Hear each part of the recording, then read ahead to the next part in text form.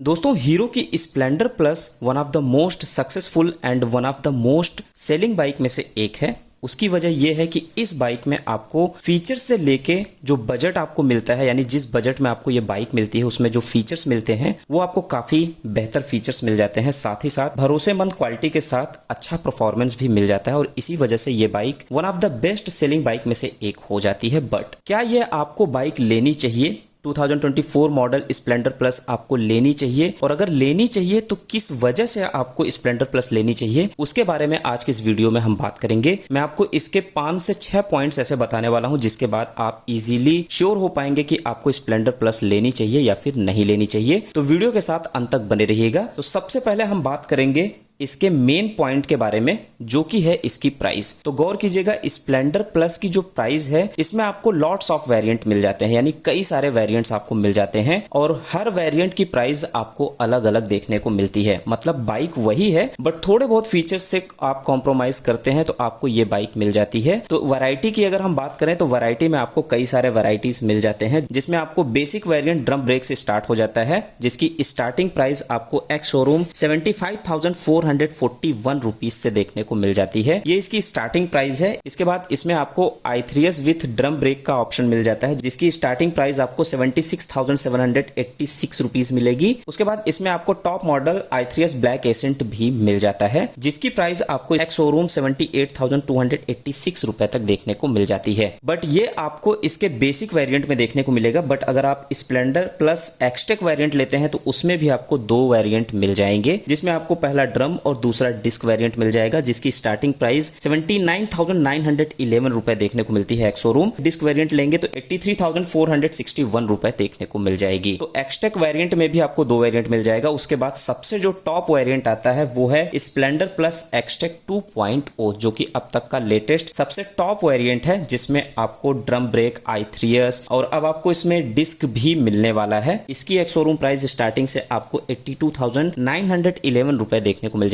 82,911 रुपए ex showroom price आपको Splendor XTEC 2.0 की एक्स शोरूम प्राइस मिल जाएगी। तो जैसा कि मैंने आपको बताया कि इसमें आपको लॉट्स ऑफ वेरिएंट मिल जाते हैं, यानी वेरिएंट काफी ज्यादा मिल जाते हैं। तो आप अपने बजट के हिसाब से किसी भी एक वेरिएंट को चूज कर सकते हैं। तो ये एक सबसे बड़ा प्लस पॉइंट हो जाता है। दूसरा जो मेन पॉइंट है इस बाइक को लेने का वो ये है कि ये परफेक्ट बाइक है डेली यूज के लिए। परफेक्ट बाइक इसलिए क्योंकि इस बाइक की जो सीट हाइट है, बाइक की जो साइज है वो काफी कॉम्पैक्ट साइज की देखने को मिलती है। और अगर आप डेली रनिंग करते हैं 60 से 70 किलोमीटर, 80 किलोमीटर अगर आप डेली रनिंग करते हैं तो ये बाइक आपके लिए बेस्ट कम्यूटर बाइक हो जाती है, क्योंकि 100 सीसी की इस बाइक में जो परफॉर्मेंस मिलती है वो भी काफी बेहतर मिलती है और माइलेज भी आपको काफी ज्यादा बेहतर मिल जाता है। तो ये इसका दूसरा महत्वपूर्ण पॉइंट हो जाता है। तीसरा पॉइंट आपको इस बाइक में मिल जाता है मोस्ट सेलिंग मोटरसाइकिल का पॉइंट आपको मिल जाता है। मोस्ट सेलिंग इसलिए क्योंकि जो वेरिएंट है उसके अकॉर्डिंग इसकी प्राइस काफी रिलायबल है। उसके अलावा जो परफॉर्मेंस है वो भी आपको काफी बेहतर मिल जाती है और लोगों के बीच में ये काफी ज्यादा भरोसेमंद भी मानी जाती है। बिकॉज अगर आप देखें कि आजू बाजू 10 लोग रहते हैं तो 10 लोगों में से 7 लोगों के पास स्प्लेंडर प्लस जरूर होती है, क्योंकि इस बाइक पे लोगों का भरोसा काफी ज्यादा होता है, जिसकी वजह से ये one of the most selling bike में से एक हो जाती है। अगला पॉइंट की अगर हम बात करें तो अगला पॉइंट है गुड माइलेज। माइलेज आपको इस बाइक में काफी बेहतर मिल जाता है। डेली कम्यूटर सेगमेंट के हिसाब से इसका माइलेज आपको काफी बेहतर मिल जाता है। और अगर माइलेज की बात करें तो इस बाइक से अगर आप एक अच्छी राइड करते हैं, इकोनॉमी मोड में चलते हैं, तो आप 65 से 70 तक का माइलेज आप आसानी से इस बाइक में ले सकते हैं। यानी माइलेज, फ्यूल इफिशियंसी जो है वो आपको काफी बेहतर मिलती है। फ्यूल इंजेक्शन सप्लाई सिस्टम इसमें आपको मिलता है, तो फ्यूल कंजप्शन जो है इसका वो आपको काफी बेहतर मिलता है। अदर ब्रांड की जो अदर बाइक्स हैं उसके हिसाब से इसका फ्यूल कंजप्शन आपको काफी बेहतर मिल जाएगा। अगले पॉइंट की बात करें तो अगला पॉइंट है इसका मेंटेनेंस। तो देखिए, मेंटेनेंस एक ऐसी चीज होती है जिसको लेके हर कोई वरी करता है कि अगर आप कोई भी बाइक ले रहे हैं तो उसमें जो मेंटेनेंस का खर्च आता है, जो कॉस्ट आती है, उसको लेके लोग थोड़ा सा वरी फील करते हैं। तो इस बाइक का जो मेंटेनेंस कॉस्ट है वो आपको काफी कम देखने को मिलता है। यानी मेंटेनेंस कॉस्ट के नाम पे इस बाइक में आपको नाम मात्र का मेंटेनेंस देखने को मिलता है। मेंटेनेंस फ्री बाइक है ये, इसमें आपको ज्यादा मेंटेनेंस की जरूरत नहीं पड़ती है। तो मेंटेनेंस जो कॉस्ट होती है वो आपकी बच जाती है और इस वजह से ये बाइक और भी ज्यादा बेहतर हो जाती है। अगले टॉपिक्स की बात करें तो अगला टॉपिक है इसका लो टर्निंग रेडियस। जो इसका हैंडल का टर्निंग रेडियस है वो आपको काफी बेहतर मिल जाता है।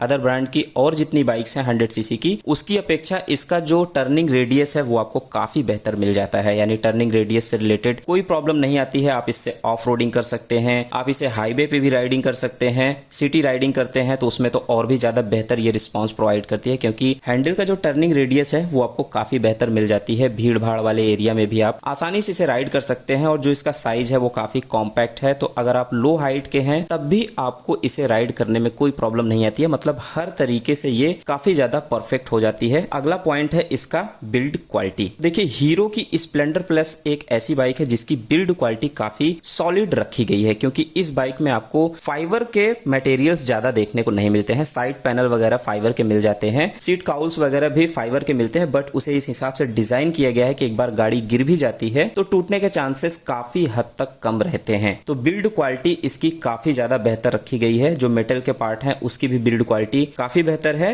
साथ ही साथ जो इसके पार्ट्स की वैल्यू है, जो कॉस्ट है, वो भी आपको काफी रिलायबल देखने को मिलती है, यानी काफी सस्ते आपको इसके पार्ट्स भी मिल जाते हैं। तो बिल्ड क्वालिटी भी काफी बेहतर है। इफ अगर एनी चांस अगर आपकी बाइक में कोई नुकसान हो जाता है तो पार्ट्स इजीली अवेलेबल हो जाते हैं। उसके बाद हम बात करते हैं सबसे लास्ट और सबसे मेन महत्वपूर्ण इसके पॉइंट के बारे में, जो कि है इस बाइक की रीसेल वैल्यू। इस बाइक की जो रीसेल वैल्यू है, हीरो कंपनी की जितनी भी बाइक हैं, चाहे वो 100 सीसी की हो चाहे वो 200 सीसी की हो, सभी की रीसेल वैल्यू के हिसाब से देखा जाए तो इस बाइक की जो रीसेल वैल्यू है वो सबसे ज्यादा हाई जाती है, क्योंकि इस बाइक की जो बिल्ड क्वालिटी है, परफॉर्मेंस है, साथ ही साथ जो भरोसा है लोगों का इस बाइक के ऊपर, वो सबसे ज्यादा है। और इसी वजह से इसकी जो रीसेल वैल्यू है वो काफी ज्यादा बढ़ जाती है। मतलब अगर आप इस बाइक को न्यूली परचेज करते हैं, परचेज करने के बाद अगर आप उसे 2 साल 3 साल बाद आप उसे बेच देते हैं, तो बेचने के टाइम पे जो इसकी वैल्यू है, रीसेल वैल्यू है, वो आपको इतनी ज्यादा मिलती है कि आप उसमें थोड़े से पैसे लगा के वापस से नया स्प्लेंडर प्लस ले सकते हैं। मतलब अगर आप एक अंदाज में बताऊं कि अगर आप इसको 80,000 रुपए में खरीदते हैं तो 2 साल 3 साल बाद जब आप इसको बेचते हैं, अगर आप इसे गिरी हालत में भी रखते हैं तो भी ये बाइक आपको 35 से 40,000 रुपए दे के जाती है। तो रीसेल वैल्यू इसकी काफी स्ट्रांग है और इस वजह से ये bike one of the most perfect bike हो जाती है रीसेल वैल्यू में। तो ये सारे पॉइंट्स हैं जिसकी वजह से मुझे लगता है कि आपको स्प्लेंडर प्लस लेनी चाहिए। आई होप आपके सारे डाउट क्लियर हो गए होंगे, बट अभी भी आपका कोई डाउट बचता है तो आप कमेंट करके पूछ सकते हैं। वीडियो अच्छी लगी हो तो अपनी तरफ से लाइक और शेयर जरूर कर दीजिएगा। चैनल पर नए हैं तो चैनल को सब्सक्राइब करके बेल आइकन को जरूर दबा लीजिएगा। मिलते हैं आपसे अगली वीडियो में कुछ नए फ्रेश अपडेट के साथ। तब तक के लिए सभी दोस्तों को थैंक यू, नमस्ते, जय हिंद।